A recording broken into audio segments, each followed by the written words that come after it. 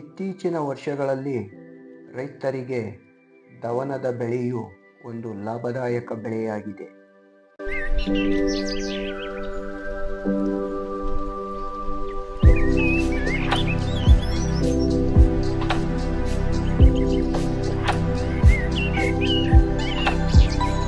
ಸೌದೆ ಹಾಕೋದು ಇಲ್ಲಿ ಹಾಕ್ಬಿಟ್ಟು ತೊಳ್ಬೇಕು,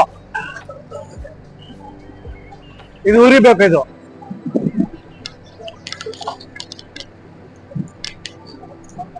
ಇಂಥವೆಲ್ಲ ಹಾಕ್ಬೇಕು.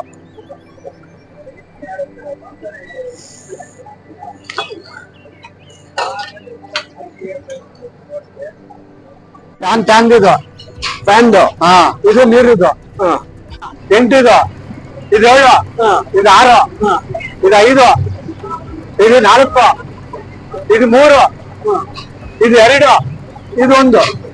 ಈ ಪೈಪ್ಗೆ ಸ್ವಲ್ಪ ಸ್ಲೋ ಮಾಡಕ್ಕೆ ಅವು ಬಿಸಿ ಬರ್ತವೆ. ಬಿಸಿ ಬಂದಾಗ ನೀರ್ ಬಿಟ್ರೆ ಮೀಡಿಯಂ ಇರ್ತದೆ.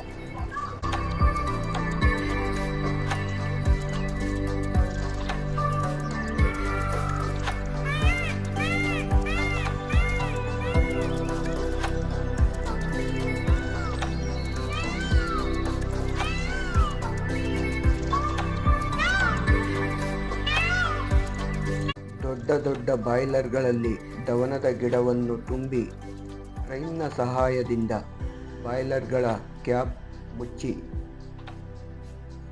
ಸುಮಾರು 7 ಗಂಟೆಗಳು ಬೇಯಿಸಿದ ನಂತರ ಅದರಲ್ಲಿ ದವನದ ಎಣ್ಣೆ ಬರುತ್ತದೆ.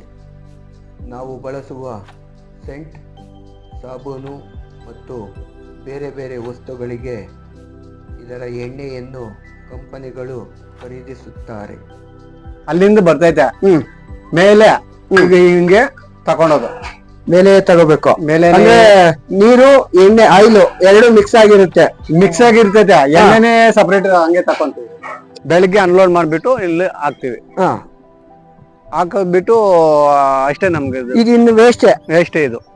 ಗೊಬ್ಬರ ಏನಾದ್ರು ಆಗುತ್ತಾ? ಅದು ಗೊಬ್ಬರ ಆಗ್ತದೆ, ಗೊಬ್ಬರ ಆಗುತ್ತೆ ತೋಟಕ್ಕೆ. ಈಗ ದವನ ಇಲ್ಲಿಗೆ ತಗೊಂಡ್ಬರ್ತಾರಲ್ಲ, ಅದು ನೀವೇ ಬೆಳೆದಿರೋದ? ರೈತರ ಹತ್ರ ತಗೊಂಡಿರೋದು ನಾವು. ರೈತರ ಹತ್ರ ಈಗ ಬೀಜ, ಗೊಬ್ಬರ ಎಲ್ಲ ನೀವೇ ಕೊಡ್ತೀವಿ? ಗೊಬ್ಬರ ಎಲ್ಲ ನಾವೇ ಕೊಡ್ತೀವಿ. ಅದು ಪ್ರೋಸೆಸ್, ಬೀಜ ಹಾಕಿ ಎಷ್ಟು ದಿವಸಕ್ಕೆ ಯಾವ ರೀತಿ ಬೆಳಿತೀರಾ? ಕರೆಕ್ಟಾಗಿ 1 ತಿಂಗಳಿಗೆ ಉಣ್ಬೇಕು. ಏನೋ ಬೀಜ ಬಿಟ್ಟು 1 ತಿಂಗಳಾಗಬೇಕು. ಸಸಿ ಸುಮಾರು 1-1.5 ಇಂಚು 2 ಇಂಚು ಆಗಿರುತ್ತೆ. 2 ಇಂಚು ಆಗಿದ್ರೆ ಸಾಕು. ಅದನ್ನ ನೀವು ಹೋಗಿ ನಾವು ಉಣ್ಬೇಕು. ಸಾಲುಗಳೆಲ್ಲ ಪಟ ಮಾಡ್ಬೇಕು. ಪಟ ಮಾಡ್ಬಿಟ್ಟು ಕಾಲುವೆ ಇಕ್ಬೇಕು. ಕಾಲುವೆಗೆ ನೀರ್ ಬಿಟ್ಕೊಂಡು ಹೆಣ್ಣಾಳ್ಗನ್ನ ಕರ್ಕೊಂಡ್ ಬಂದು ಪೈರ್ ಹಾಸ್ಕೋದು. ಪೈರ್ ಹಾಕಿ ಇದು ಎಷ್ಟು ದಿವಸಕ್ಕೆ ನಿಮ್ಮ ಕಟಾವು ಬರುತ್ತೆ? ನಾವು ಪೈರ್ ಆದ್ಮೇಲೆ 3 ತಿಂಗಳು ಅಷ್ಟೇ. ಕರೆಕ್ಟಾ? 3 ತಿಂಗಳು. 3 ತಿಂಗಳಾದ್ಮೇಲೆ ಕಟಾವು ಮಾಡೋದು, ಡೈರೆಕ್ಟ್ ಇಲ್ಲಿ ತಂದು ಹಾಕೋದು. ಇದಕ್ಕೆ ಯಾವುದೇ ರೀತಿ ಇದು ರಾಸಾಯನಿಕ ಅಂದ್ರೆ ಔಷಧಿಗಳು ಹೊಡೆಯೋದು, ಬೇರೆ ಔಷಧಿ ಎಲ್ಲ ಹೊಡಿಬೇಕಾ? ಇದಕ್ಕೆ ಔಷಧಿ ಹೊಡಿಬೇಕಾ? 3 ಸಾರಿ ಹೊಡಿಬೇಕು. ನನಗೆ ಸರಿಯಾಗಿ ಮಾಹಿತಿ ಸಿಗದ ಕಾರಣ ಈ ಎಪಿಸೋಡ್ನಲ್ಲಿ ಮಾಹಿತಿ ಕೊರತೆಯಾಗಿದೆ. ದಯವಿಟ್ಟು ಕ್ಷಮೆ ಇರಲಿ.